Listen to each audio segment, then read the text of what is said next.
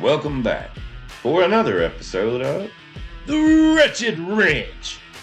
Today's episode, we're doing part 2 of the Cheverolet Performance System. Oh yeah, it's all about recruiting. If you don't recruit the right boys and girls to sell these cars and automobiles, how are we going to put food on the table for the family and get that new car for us? Well, and does these rules apply to 2025 from the 80s?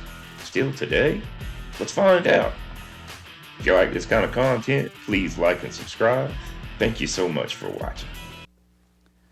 The subject of this module is recruiting. Granted, our biggest problem today isn't recruiting as such, but retention. Keeping good people after we've recruited and trained them. However, one of the most effective ways to retain the people you want is to recruit good people to begin with. These are the ones who will most probably make out well in the business and stay with you. But finding them, weeding out the losers, and picking the winners isn't easy. This module will help.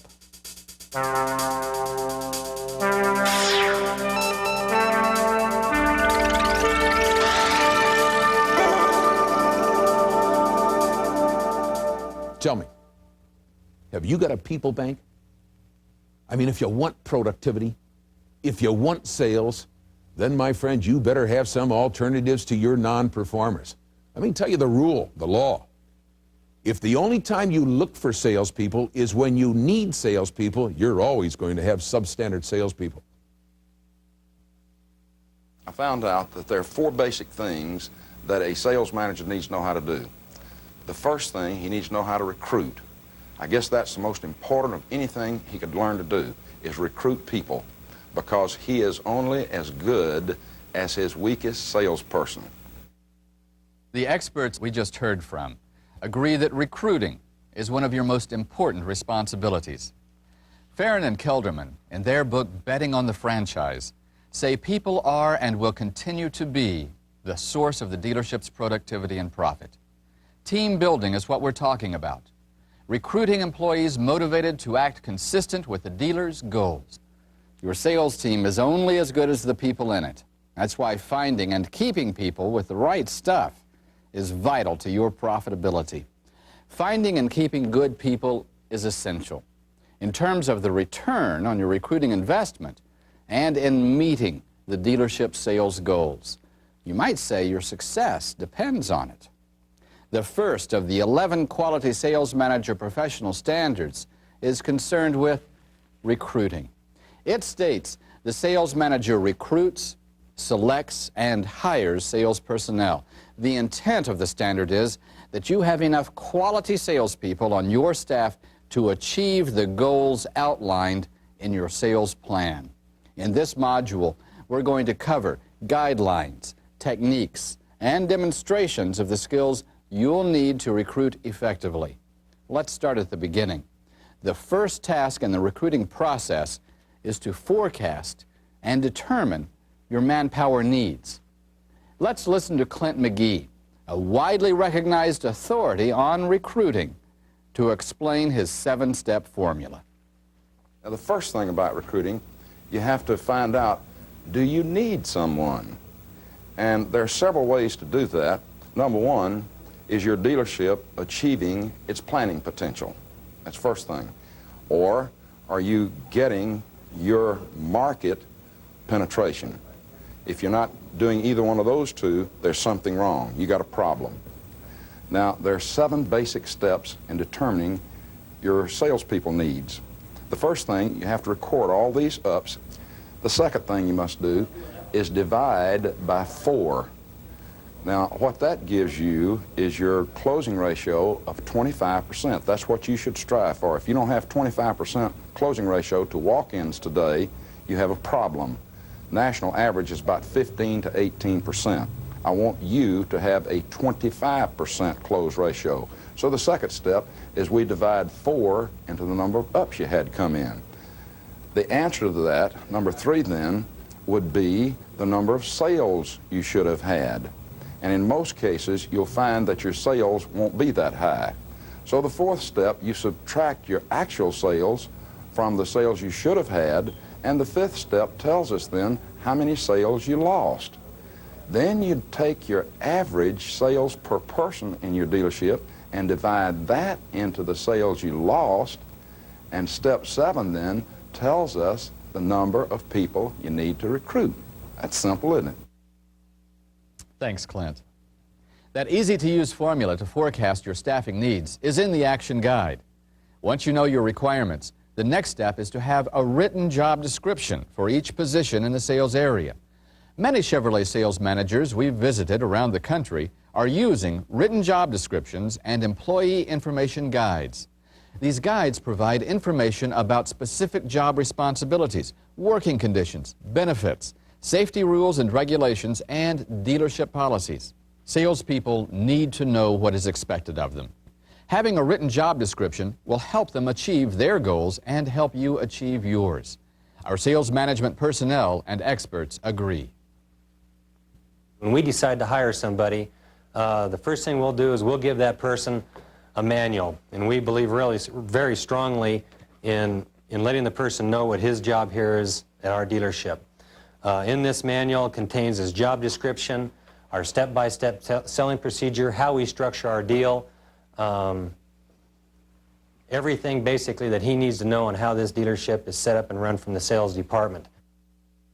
The salesperson job description should contain a summary statement describing their major activity, such as the salesperson is responsible for selling new and/or used cars and trucks at volume and gross standards.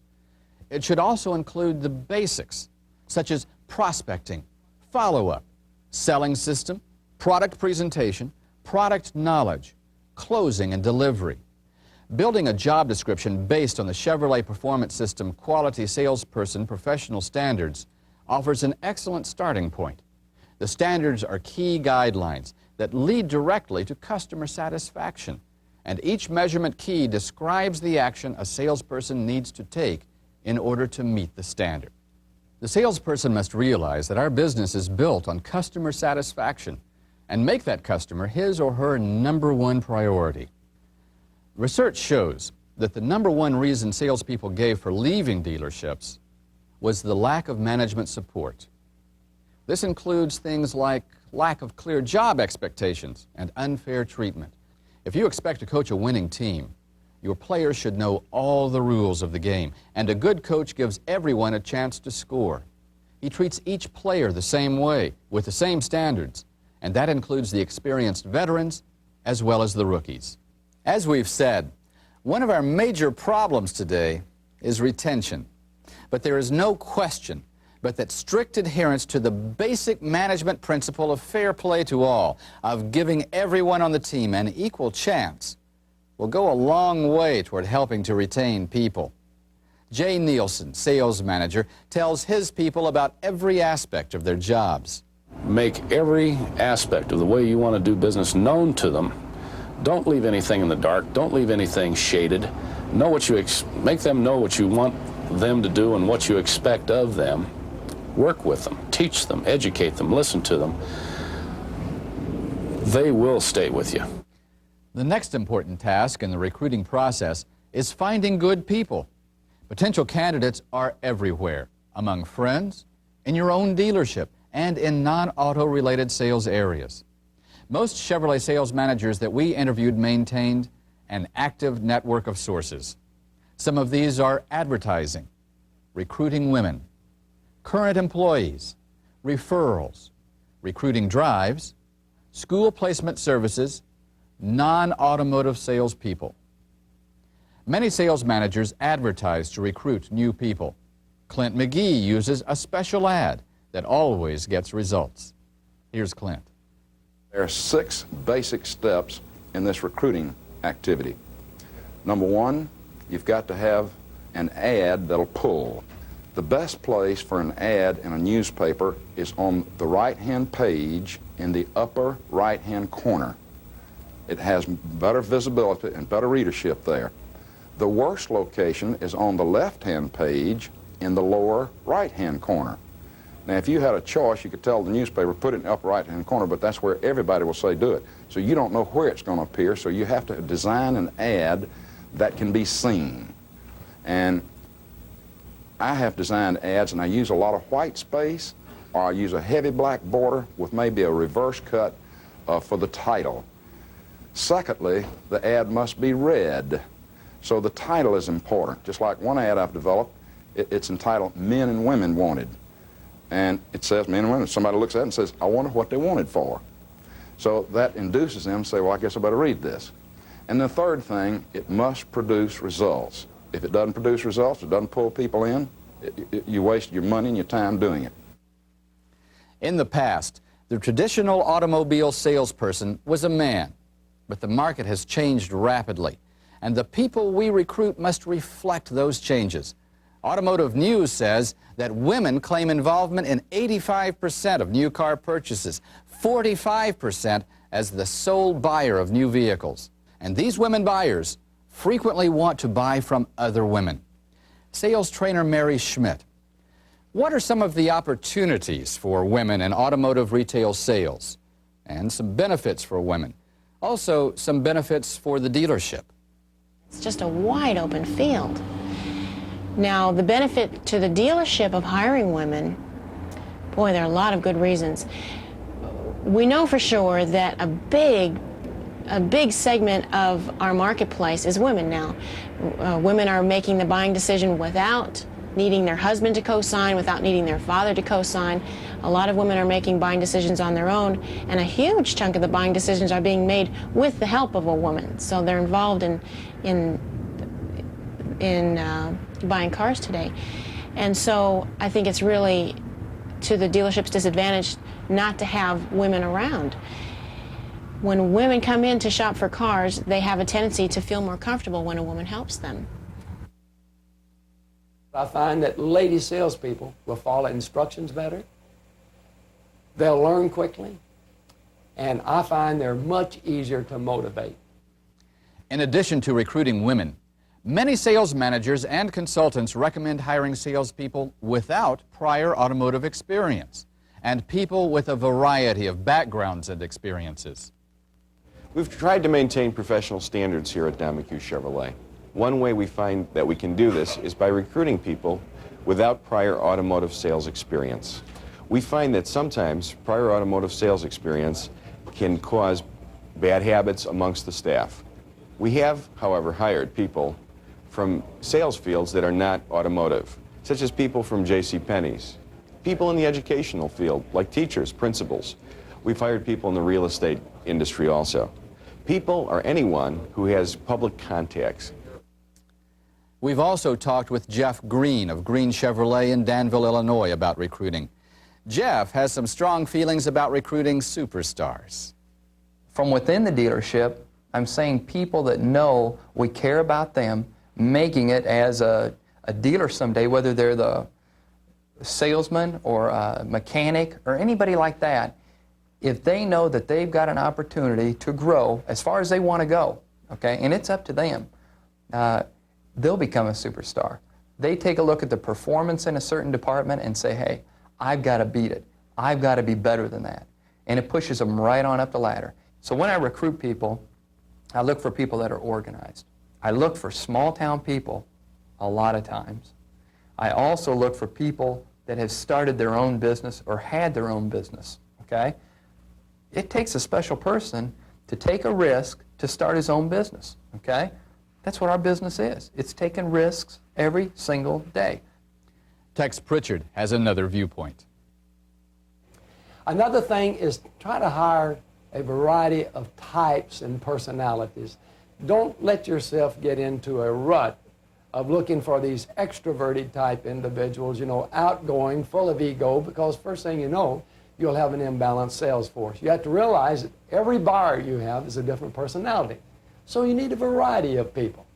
You know, you need mature people, you need young people, but you need a variety of personalities. Another area, and I give you this with great caution, do not try to hire your own image.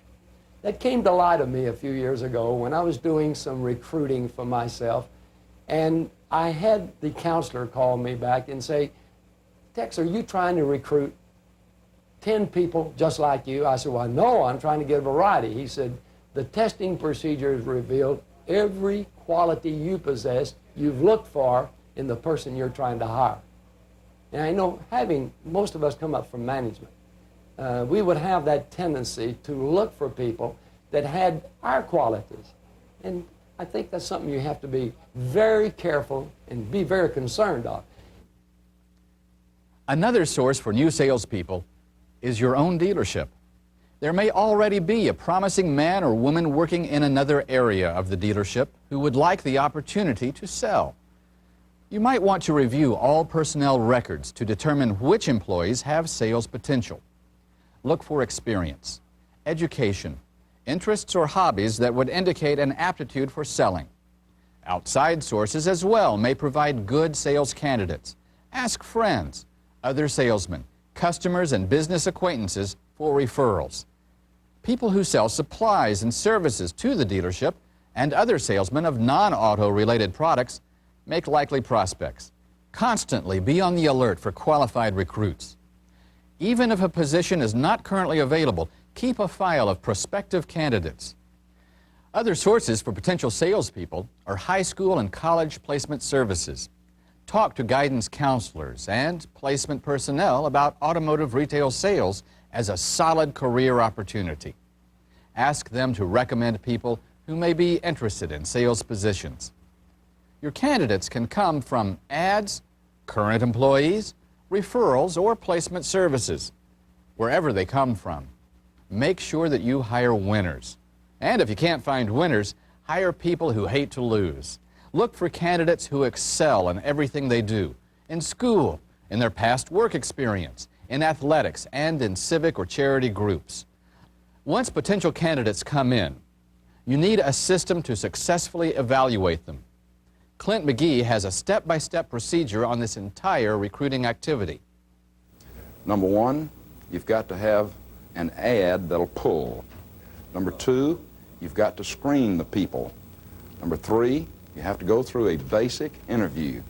4, you have to give them some kind of test to take the guesswork as to their performance. 5, you have to do a background check. What I'm looking for is grooming things. How well groomed is he? Because if he's a male, over 40% of the time he's going to be selling a female. And you just might ask yourself this, when you're looking at that individual there sitting across the table from you, would my wife or my mother buy a vehicle from this guy? You know, we look for grooming with women too. I don't want a female applicant, her face overly made up or her hair all teased. I don't want her looking better than a woman coming in my dealership to buy a car or truck. Also, look at their clothing.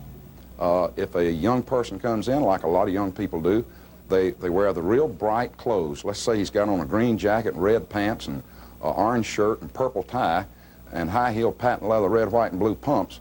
I can't buy some of that. And what we're trying to do is improve the image of this industry.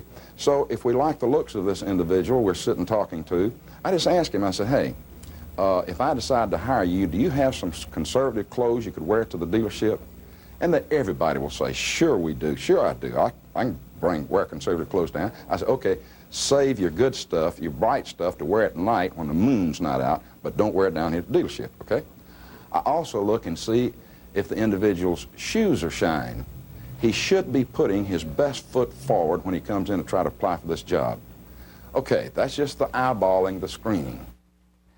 Clint's exaggerating just a little. However, it is an important point. First, appearances are lasting. You should consider how the appearance of the potential recruit would be received by the customer. Once the screening process is complete, the next step in the recruiting procedure is the interview. Conducting a good interview will help you decide if an applicant has the potential to become a successful Chevrolet salesperson. Jackie Cooper feels you should make a definite appointment with the candidate. Do you set the appointment, or do you stop during the day, break away from the desk, go to an interview? Let me recommend that you set appointments. If someone is that important to you and they're going to represent you, you want to give uninterrupted time to that particular individual, making certain that it's not jeopardizing a sale by a salesperson by you being tied up in an interview. There's many ways to do that. Sometimes it's prior to the day's work. It might be at night. It might be at lunch. Giving the candidate your undivided attention will help to make the interview a special event. You may want to do some advanced planning. Have the resume and application at hand. Cut off phone calls. Use a meeting room away from traffic. During the interview, the candidate will be trying to sell himself and his abilities. At the same time, it's just as important to sell your dealership to him. Explain the advantages of your training program, compensation policy, job security, management philosophy, and team spirit. Impress on them that your dealership is an outstanding place to pursue an automotive career. Tell them about the value of management support and training at your dealership to help them become productive as quickly as possible. The main factor for choosing this dealership was based on the fact that they had a good training program. You get comments like, man, I never thought I would go through this. I thought I would come in again and get a buyer's order and go sell cars. But you've given me everything that I need to make this a real profession for myself. Effective interviewing is an art in itself, and asking the right questions is the key. Let's watch Clint McGee conduct an interview and give his interpretation of events. Dan, I appreciate you coming in. Thank you. It's good to see you.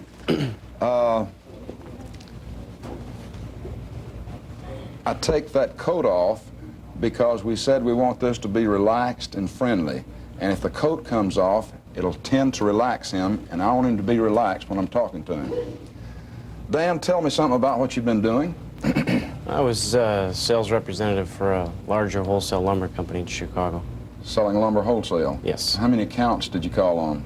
About 60. About 60? Mm-hmm. Did they furnish your car? Yes. Did they? Okay.